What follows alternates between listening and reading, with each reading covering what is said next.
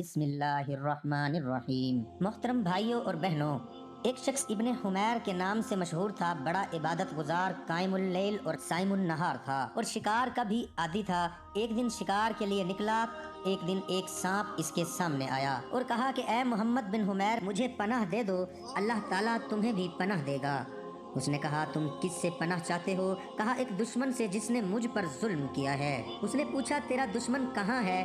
کہا میرے پیچھے ہے۔ اس نے پوچھا تم کس امت سے ہو؟ کہا میں امت محمد سے۔ وہ شخص بیان کرتا ہے کہ میں نے اپنی چادر پھیلائی اور اسے کہا تم اس میں داخل ہو جاؤ۔ اس نے کہا مجھے دشمن دیکھ لے گا۔ میں نے پھر کہا میں تمہاری کیا مدد کر سکتا ہوں؟ تو سانپ کہنے لگا اگر تم نیکی کا کام کرنا ہی چاہتے ہو اپنا منہ کھولو تاکہ میں اس میں داخل ہو جاؤں۔ میں نے کہا مجھے ڈر ہے کہ تم مجھے ڈھس لو گے۔ کہا اللہ کی قسم میں تمہیں نہیں ڈھسوں گا۔ اس پر اللہ گواہ ہے اور اس کے فرشتے بھی اور رسول بھی اور اس کے عرش کو اٹھانے والے اور آسمانوں پر رہنے والے فرشتے بھی گواہ ہیں۔ وہ شخص کہتا ہے کہ میں نے اپنا منہ کھولا اور وہ اس میں گھس گیا، پھر میں چل پڑا۔ اچانک میرے سامنے ایک شخص نمودار ہوا جس کے ہاتھ میں ایک نیزہ بھی تھا۔ اس نے کہا اے محمد، میں نے کہا کیا چاہتے ہو؟ کہا تم نے میرے دشمن کو دیکھا ہے؟ میں نے کہا تمہارا دشمن کون ہے؟ تو اس نے کہا ایک سانپ۔ میں نے کہا نہیں، اور اپنی اس بات پر یعنی جو میں نے جھوٹ بولا اس بات پر 100 مرتبہ استغفار کیا، کیونکہ مجھے پتا تھا کہ وہ کہاں ہے۔ پھر میں کچھ آگے چلا تھا کہ سانپ نے میرے منہ سے اپنا سر نکالا اور کہا کہ دیکھو میرا دشمن چلا گیا ہے۔ تو میں نے ہر طرف دیکھا تو مجھے کوئی نظر نہ آیا۔ تو میں نے اس سے کہا مجھے کوئی بھی نظر نہیں آ رہا، اگر تم نکلنا چاہتے ہو تو نکل آؤ۔ اس نے کہا اے محمد، اب تم دو باتوں میں سے ایک بات کا انتخاب کر لو، یا تو میں تمہارا جگر ٹکڑے ٹکڑے کر دوں یا تمہارا دل میں سوراخ کر دوں اور تمہاری جان نکال دوں۔ میں نے کہا سبحان اللہ، وہ وعدہ کہاں گیا جو تو نے مجھ سے باندھا تھا، اور وہ قسم کہاں گئی جو تو نے کھائی تھی؟ تو تم اتنی جلدی بھول گئے ہو؟ تو کہنے لگا اے محمد، تم وہ عداوات کیوں بھول گئے ہو جو میرے اور تیرے باپ آدم کے درمیان سے چلی آ رہی؟ تم نے کس بنا پر نااہل سے ہمدردی کی ہے؟ تو محمد بن حمیر کہتے ہیں کہ میں نے کہا کیا تم لازماً مجھے قتل کرنا چاہتے ہو؟ تو اس سانپ نے کہا ہاں میں لازماً قتل کرنا چاہتا ہوں۔ تو محمد بن حمیر بولے تم اتنی مہلت دے دو کہ میں پہاڑ تک پہنچ جاؤں اور اپنے لیے قبر کی کوئی جگہ بنا دوں۔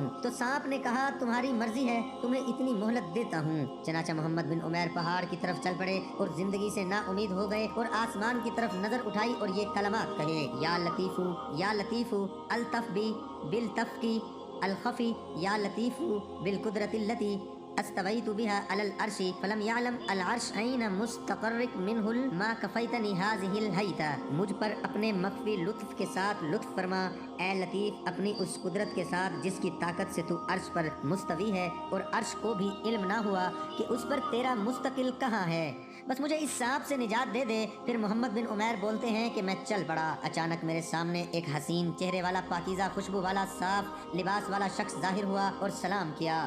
میں نے کہا وعلیکم السلام اے میرے بھائی۔ اس نے کہا کیا بات ہے، تمہارا رنگ کیوں اڑا ہوا ہے؟ میں نے کہا ایک دشمن نے مجھ پر ظلم کیا ہے۔ کہا تیرا دشمن کہاں ہے؟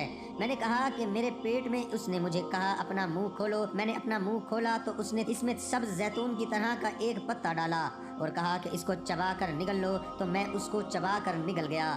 وہ کہتا ہے کہ میں کچھ ہی دیر ٹھہرا تھا کہ میرے پیٹ میں مروڑ پیدا ہوا اور پیٹ میں گردش شروع ہوئی۔ اس پتے نے اس سانپ کے ٹکڑے ٹکڑے کر کے پیٹ سے نکال دیا۔ جب مجھے سانپ سے نجات مل گئی تو میں اس شخص سے لپٹ گیا اور کہا کہ اے بھائی تم کون ہو جس کے ذریعے سے اللہ تعالیٰ نے مجھ پر احسان کیا؟ ہنس پڑا اور کہا تم مجھے نہیں جانتے؟ نہیں۔ کہا جب تم نے سانپ کو پناہ دینے کے بعد اس کی بد عہدی کو دیکھ کر پریشانی کا اظہار کیا اور اللہ تعالیٰ سے یہ دعا مانگی تو ساتوں آسمانوں میں ہلچل مچ گئی اور وہ اللہ تعالیٰ کے سامنے پکار اٹھے۔ اللہ تعالیٰ نے اپنے جلال و عزت کی قسم کھائی کہ سانپ نے میرے بندے کے ساتھ جو کچھ دھوکہ کیا ہے میں اس کے خلاف اپنے بندے کی ضرور مدد کروں گا۔ پھر مجھے اللہ سبحانہ و تعالیٰ نے مجھے تمہاری طرف روانہ کیا۔ میرا نام معروف ہے، میں چوتھے آسمان پر رہتا ہوں۔ اللہ نے ہی مجھے حکم دیا کہ میں جنت میں جاؤں اور ایک سبز پتا لے کر اس کو میرے بندے محمد بن عمیر کے پاس لے جاؤ۔ اے محمد، تم نیک کام کیا کرنا اور برائی کے مقامات سے اجتناب کرنا، اور اگرچہ تم نے جس سے نیکی کی ہو وہ اس کو ضائع ہی کیوں نہ کر دے۔ جو کچھ اللہ کے پاس ہے اللہ تعالیٰ اس کو ضائع نہیں کرے گا۔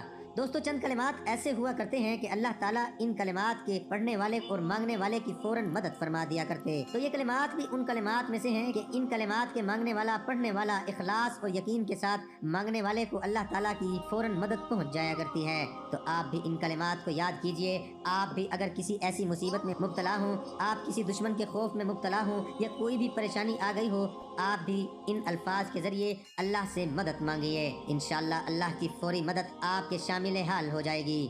دوستو ہم امید کرتے ہیں اگر آپ کو یہ ویڈیو اور کلمات پسند آئیں، کمنٹس کے ذریعے ہمیں ضرور بتائیے گا اور اس ویڈیو کو اپنے دوستوں کے ساتھ ضرور شیئر کیجئے گا تاکہ وہ بھی ان کلمات کے ذریعے اچانک آنے والی مصیبتوں مشکلات سے نجات پا سکیں. دوستو آج تک کے لیے اتنا ہی.